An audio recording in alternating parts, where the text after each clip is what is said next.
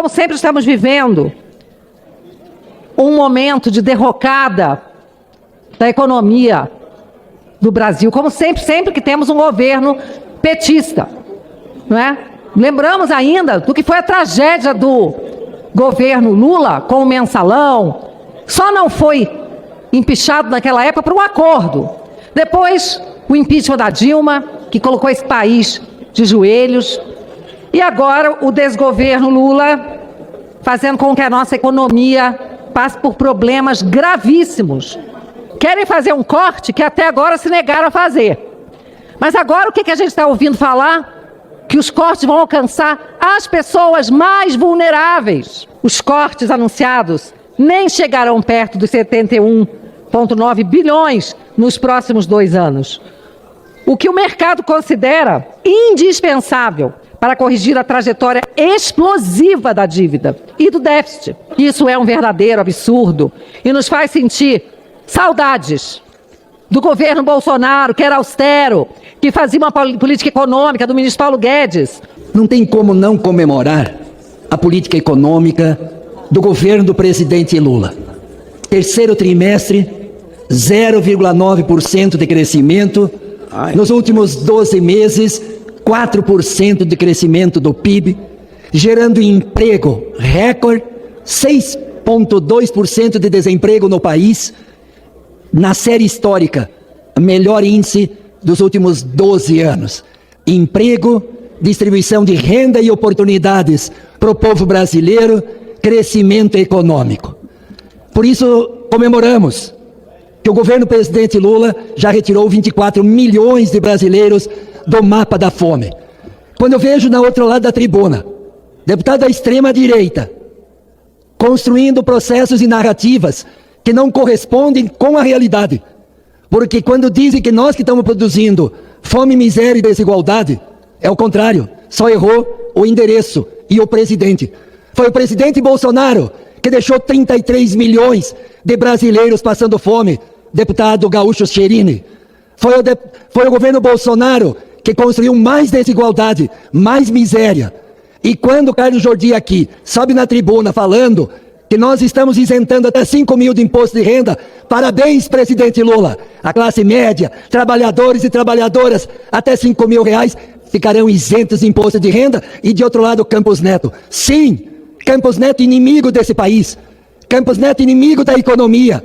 Campos Neto, bolsonarista indicado pelo presidente Bolsonaro, que deixa a taxa de juros mais alta do mundo. Pede para o micro e pequeno empresário, para o médio empresário, pede para os trabalhadores que precisam fazer crédito, quanto que pagam de juro nesse país. E o próprio governo vai ter que pagar 930 bilhões de reais em juros e serviços da dívida. Esse sim é o inimigo da pátria. Esse sim é o inimigo da economia brasileira. Esse sim, herança maldita do governo Bolsonaro. Campos Neto, presidente do Banco Central, inimigo do povo brasileiro.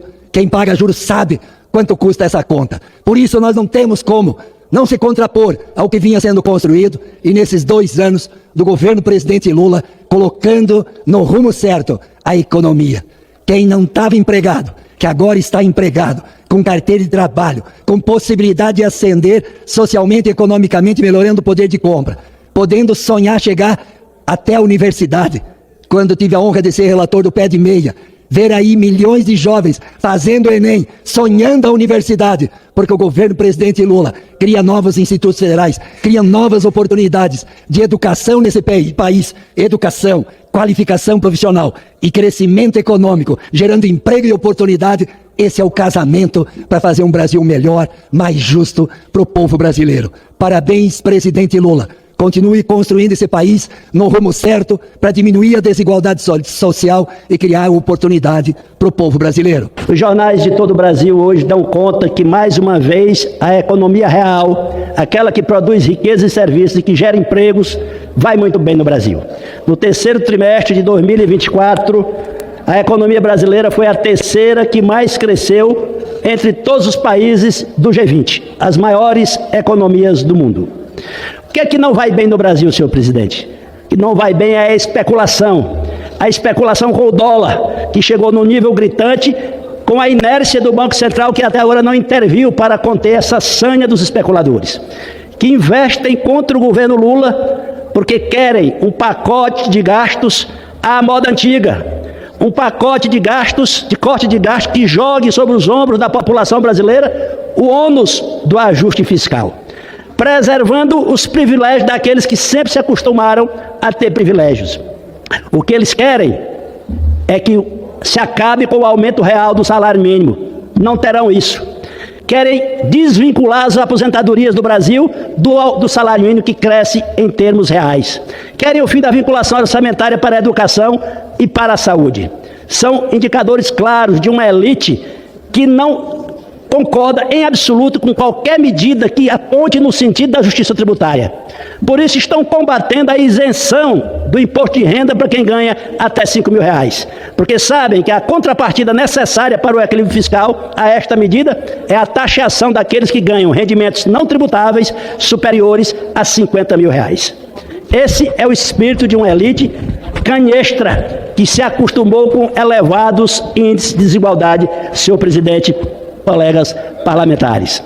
Tudo isso reflete uma situação que nós precisamos enfrentar nesta casa, fazendo um pacote de ajuste de gastos que distribua o esforço por todos os segmentos da nossa sociedade.